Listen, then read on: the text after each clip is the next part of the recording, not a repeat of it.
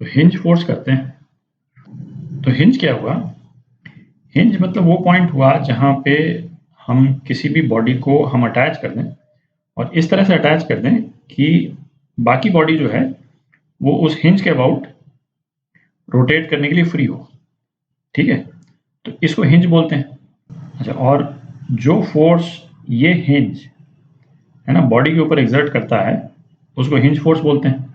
ठीक है, तो जैसे अपन ने फोर्सेस के वेरियस कैटेगरीज पढ़े थे, है ना, अलग अलग टाइप के, जैसे नॉर्मल फोर्स पढ़ा था, फिर नॉर्मल फोर्स निकालने के तरीके हमने देखे थे, हमने फ्रिक्शनल फोर्स पढ़ा था, और फ्रिक्शन भी कैलकुलेट करना हमने सीखा था, है ना, फ्रिक्शन का डायरेक्शन सीखा था, किस तरह से डायरेक्शन निकालते हैं।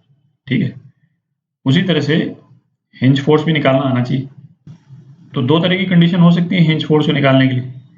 एक तो है कि जो भी बॉडी हिंज्ड है वो इक्विलिब्रियम में है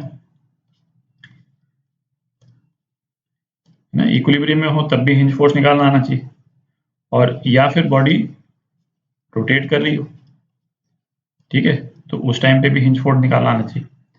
तो दोनों ही तरह के एग्जांपल्स अपन देखेंगे। तो हिंज फोर्स का एनालिसिस करने के लिए जो है वो नॉर्मली इस फोर्स को हम दो पार्ट में तोड़ देते हैं जब भी एनालिसिस करते हैं, है ना। दो कंपोनेंट इसके कर लेते हैं, जैसे इसको हमने एच एक्स कर दिया और एच वाई कर दिया, हिंज फोर्स एक्स डायरेक्शन में और हिंज फोर्स वाई डायरेक्शन में। ठीक है, और उन दोनों को अलग अलग एनालाइज कर लिया।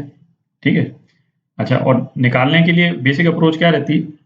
तो बेसिक अप्रोच यही रहती है, बॉडी का मोशन अपन देखें। ठीक है, सपोज बॉडी इक्विलिब्रियम में है, इसका मतलब ना तो एक्स डायरेक्शन में एक्सेलरेट कर रही ना वाई डायरेक्शन में एक्सेलरेट कर रही।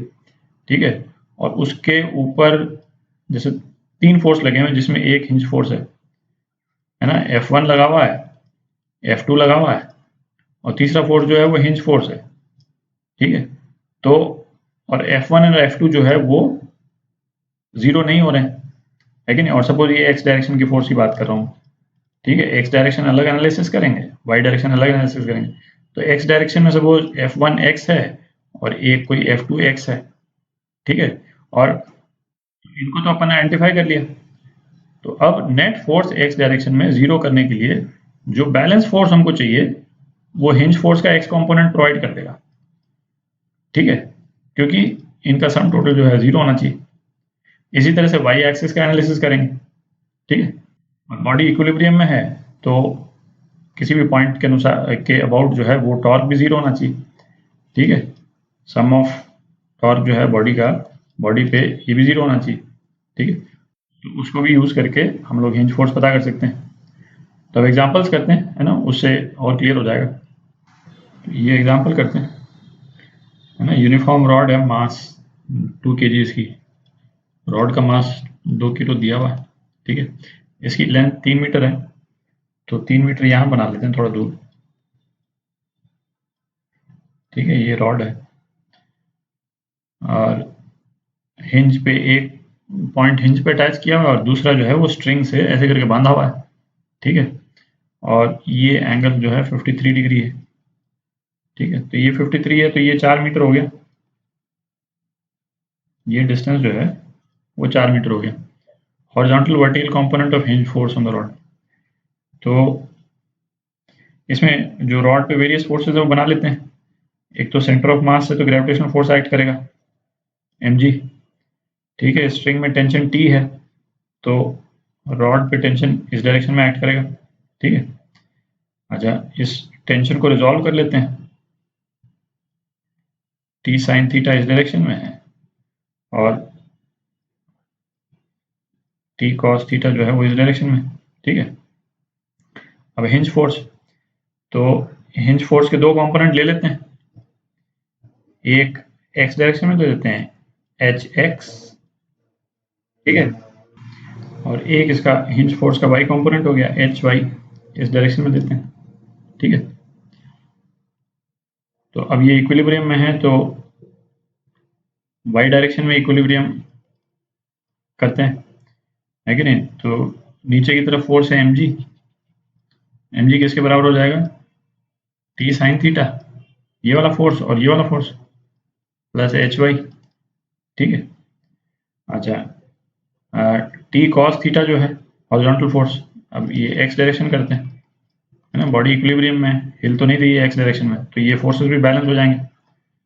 तो एच एक्स जो है वो टी कॉस थीटा के बराबर हो जाएगा। ठीक है, यहाँ अननोन कितने हैं अपने पास में? 3 अननोन है, एक टेंशन है, एक एच वाई है, एक एच एक्स है, एक इक्वेशन और चाहिए। तो ये जो हिंज है ना, हिंज के अबाउट टॉर्क ले लेते हैं। ठीक है, तो दो फोर्स हैं जो परपेंडिकुलर एक्ट कर रहे हैं, एक एम जी और एक टी साइन थीटा। ठीक है, तो तीसरा कर लेते हैं टॉर्क अबाउट हिंज। ठीक है, तो ये कितना हो गया, m g into l by two, l जो है वो लेंथ है इसकी, ये कितना होना चाहिए, L into T sine theta. ठीक है, तो अब वैल्यूज डाल देते हैं इसकी। तो इसे टॉर्क वाली इक्वेशन से करते हैं, 20/2 है ना, एल तो कट जाएगा, into T into sine 30, sine theta जो है 53, कितना हो गया 4/5। इसका मतलब टेंशन कितना हो गया, टेंशन हो गया आपका 25/2 न्यूटन। ठीक है, तो एक रिजल्ट तो ये आया। अब यहाँ से एच एक्स निकल जाएगा, तो एच एक्स कितना हुआ, 25/2 इंटू कॉस 53, मतलब 3/5, कितना हो गया, तो ये हो गया 15/2 न्यूटन। ठीक है, अब एच वाई निकाल लेते हैं। ठीक है, यहाँ डालते हैं 20 इज इक्वल टू टेंशन कितना है 25/2 न्यूटन साइन ये plus h y, h y कितना हो गया, एच वाई जो है वो 10 न्यूटन हो गया। ठीक है, ये आपका आंसर हो गया।